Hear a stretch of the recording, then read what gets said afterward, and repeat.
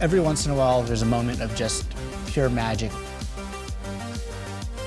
And moments like where they come to this space and they interact with a piece, and it brings them on a level plane where they're both learning and seeing, and drops the traditional roles or the things that divide. And why isn't art for everybody? And why is art for just art people? We are asking that question. From Team Lab in Tokyo to Super Blue in Miami, and Meow Wolf or Arctic House in cities across the U.S., immersive and interactive creative experiences are blazing a trail across the world, evolving the definition of art and those who can appreciate it. Join me, Nelda, on a journey through one of these incredible new art experiences, Wonderspaces.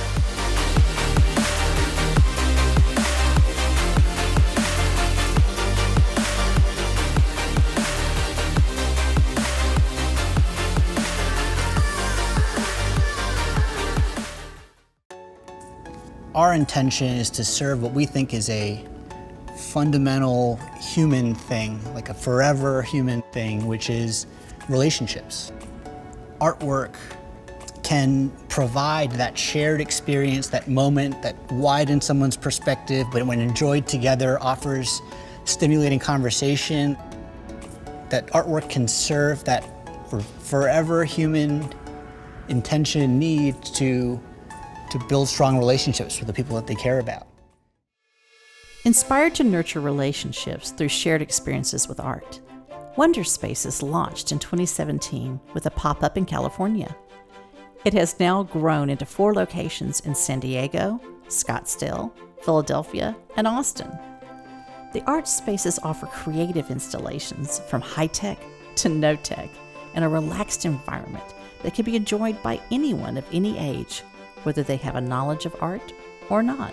We partner with artists that meet folks where they are and then sort of guide them down to an idea or a new place and open up a new perspective, but without being walled or gated. Many of the artworks we present invite visitors to walk inside of them or use their bodies to engage or press things or read things or write things and put on a virtual reality headset and be immersed in the middle of it. And I think there is a common thread of engaging visitors into the artwork, and we feel like it's a part of accessibility. Jason's journey into the art world took an unlikely path. After earning an economics degree from Yale, an MIT MBA, followed by a stint in the U.S. Marines, Jason had a revelation for what he considered a simple idea. I'm not sure why this company didn't already exist, because it is a basic idea that there is artwork that could be enjoyed by audiences if you bring the artwork to them and make it as accessible and affordable and convenient as a trip to the movie theaters. All people have that role in their lives of spending quality time with their friends, family, and loved ones. Our aim is just to put the artwork in front of them and present it in a way that does feel welcoming, that you can walk around and talk the whole time. And we've been delighted to see the response.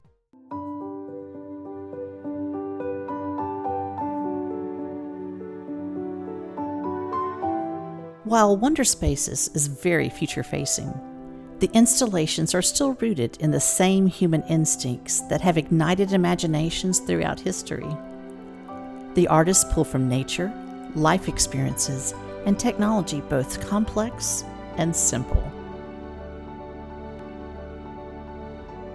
Accessibility comes in many different forms, and that can include interaction, it could include being immersed in some sort of context, it could include taking an idea that or something that you've seen before and turning it on its head and presenting it in a new way.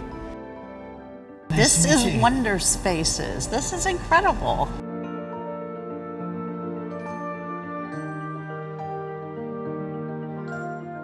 Installation art that captures and includes the visitor in it. I think it's been around for a long time, but what feels new is the presentation of it in a way that can reach all the audiences that could be enjoying it. In this 12-minute sequence, there are a lot of allusions to being underwater. The title of it's Immersion, and it's also part of a series of works that they call Oceans of Light, where this feeling of being overwhelmed and fully plunged into light that washes over you and crashes over you.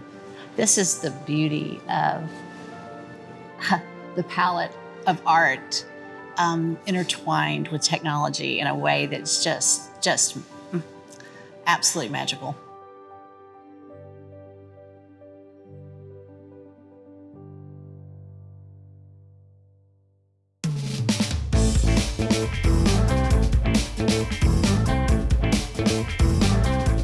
Hoshi is a audiovisual installation by Nonotech Studio, a Paris-based duo. It features a hallway of mirrors using a lot of geometric shapes, blacks and whites, to create these very otherworldly experiences. And the result is sort of an experience that's unlike anything people have experienced before.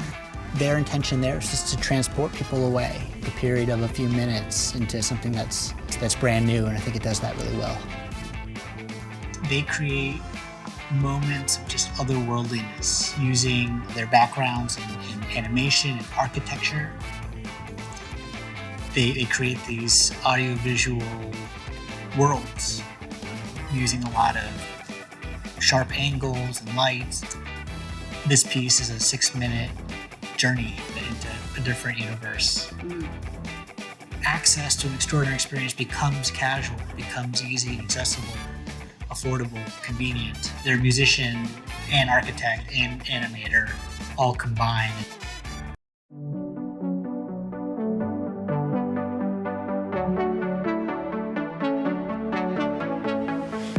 Jason, I have to admit, I've been waiting to get my hands on this one. This is Body Paint by Mental Acton.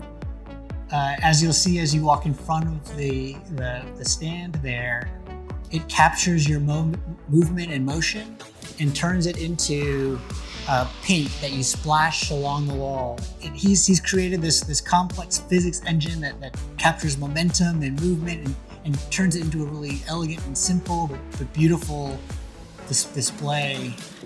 It's been lovely to see families and friends come in together and just walk into it and not need any explanation. Just as you are, just walk into it and immediately know, because it's so intuitive, how to respond to it. It is fascinating. I could do this for hours.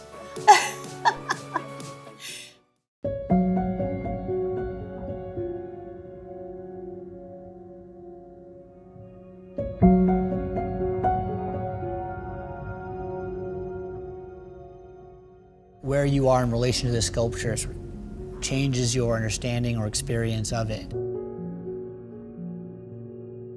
From all vantage points except for one, you see this cloud of thousands of black spheres, but from one particular angle, they all line up to form a portrait of his partner, and it was a celebration of her and a celebration of immigrants. This is like pointillism on steroids. Absolutely amazing. He's pioneered this practice of what he calls perceptual art. Yes. And he has many different sculptures that employ this technique. If you stand on different sides of it, it will reveal different things. And he's done work for different brands, but also work that's motivated by his own personal feelings.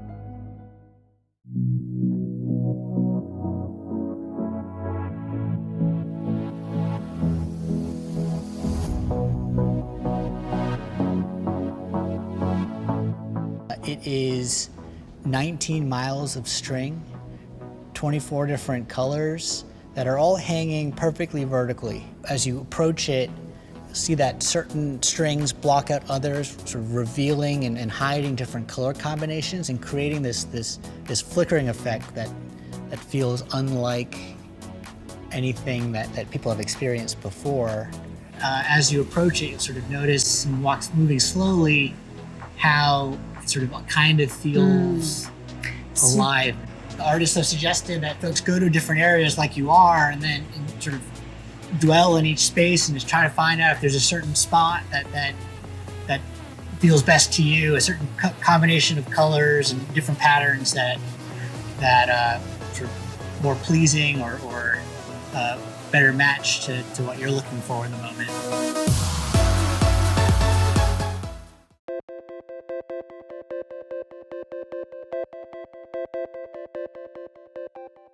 Blooms is a piece that is endlessly complex, but the combination of all that complexity is something just elegant and beautiful. These 3D printed sculptures that are rapidly rotating underneath a rapidly flashing strobe. And the combination of the shape of these sculptures, the speed of the strobe and the speed of the rotation all blend together to show us snapshots of this piece as it spins and create this illusion of perpetual motion. The shapes that he includes are drawn from principles in nature that he's studied extensively. He is a polymath, artist, scientist, mathematician, programmer, animator, but he blends those skill sets into these 3D printed sculpture that are spinning at a high rate, and also above it is a strobe light. And he's matched up the design of the sculpture, the speed of the spin, and the light above it to create this sort of unbelievable effect of perpetual motion. You'll notice that every once in a while it looks like the sculpture kind of freaks out or changes what it is, and that's all that's happening there is the speed of the strobe is changing, so we're seeing different frames than we were previously. And folks look at it and they're like, it's got to be a hologram. It's so thoughtfully constructed to create that perpetual motion. That's cool. It's cool.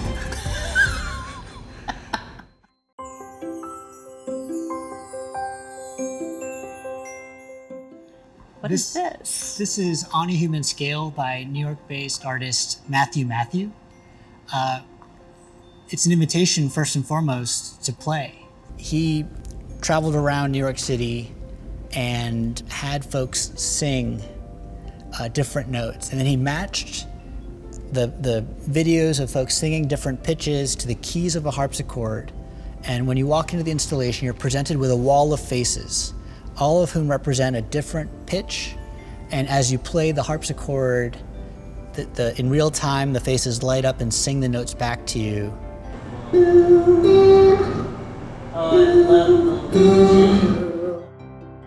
In the creation of the piece and in its title, On a Human Scale, Matthew's alluding to how we are all different and unique, but how we're all the same. And so when he was traveling around New York and taking all those videos, he was purposely seeking out diversity in every form, race, gender, socioeconomic status.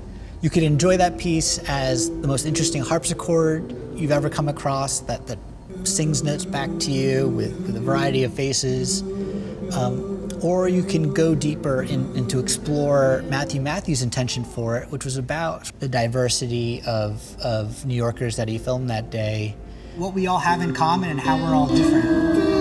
A celebration of diversity across every way the artist could find. Technology is a key element in executing many of the installations.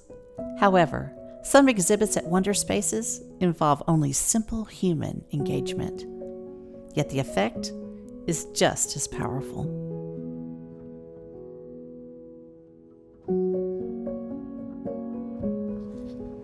So what do we have here? This is called The Last Word. It's by a New York-based group called Illegal Art. It is a prompt to write down something that you held back in a conversation at some point in your life. You had something you wanted to say, but for whatever reason you bit your tongue. Each of these scrolls is tipped red on one end and white on the other. The white ones are an opportunity for you to write your message and then turn them around and put them in So all the ones that you're seeing in red are other folks' last word.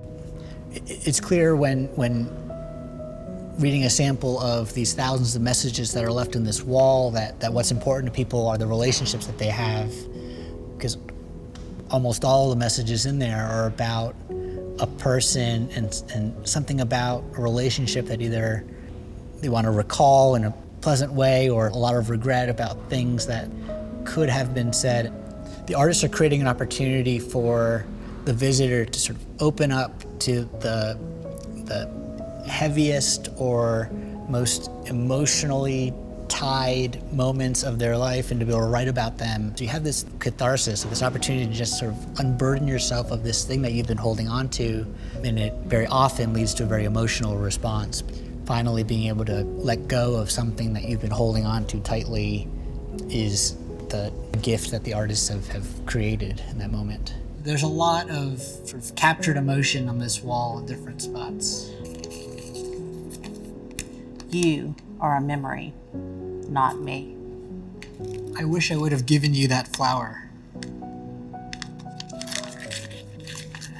I don't know what the context is, but that's part of it here is it's just whatever was important to that person at the time. So given that prompt.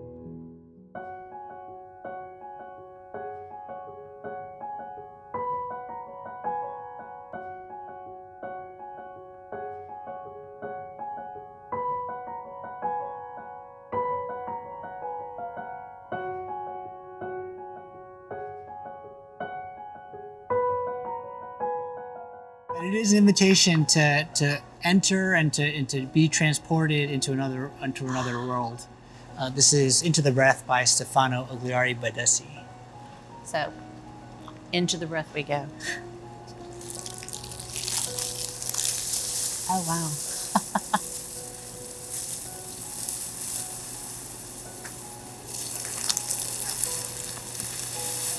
Oh.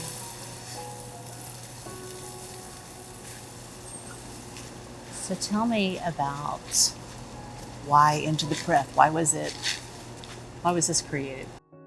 He's built this inflatable dragon's tail that made out of gold mylar and plastic bags, and it invites folks to come in, just walk into an entirely otherworldly environment for a moment that came to him in dreams. He says that he likes to take what he dreams about and turns them into environments for people to experience as part of his artistic practice.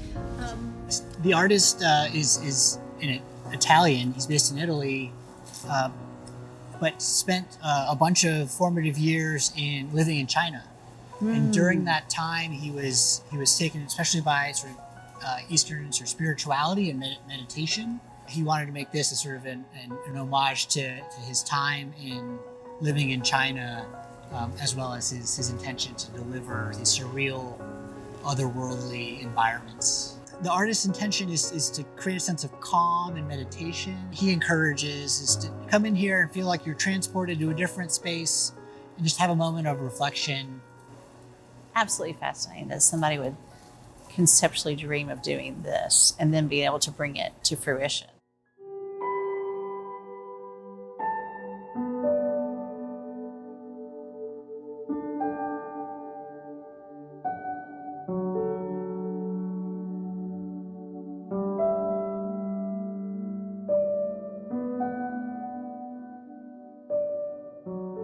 Put on a headset and you're immersed into a world where you can look all the way around you, up, down, left, right, and artists have designed a fully immersive experience. It opens up a whole new world, and we feel really lucky to be able to present that, especially when it's someone's first experience, because it's very consistently mind-blowing. No, I can't wait to do it.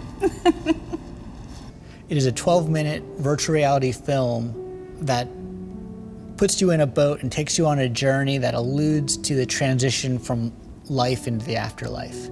It's transportive. It's been very emotional for many folks. And some folks pick up on the idea of a transition into the afterlife or sort of end of life. And other folks just sort of enjoy it as something that feels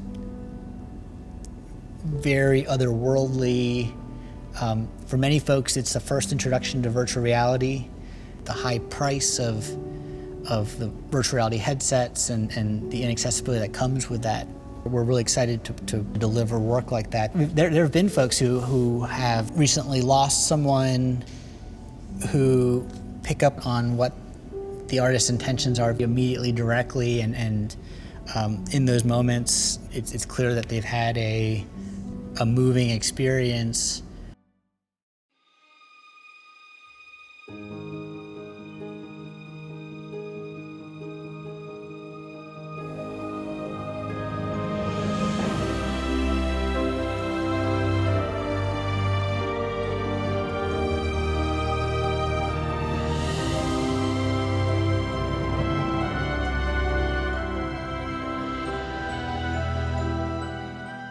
A short film that basically tells multiple simultaneous stories by taking these images that could be interpreted in multiple ways and weaving multiple narratives around the human life cycle.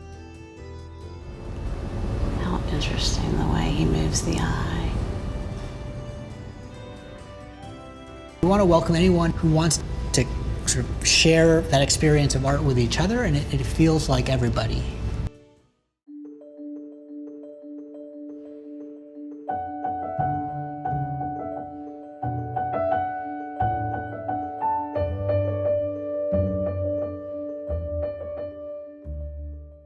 Because we want people to have that conversation with each other, that moment of discovery. It's not about us telling them about what this work is and what it means, but rather them having this moment for themselves, because the piece is so accessible, people get there on their own.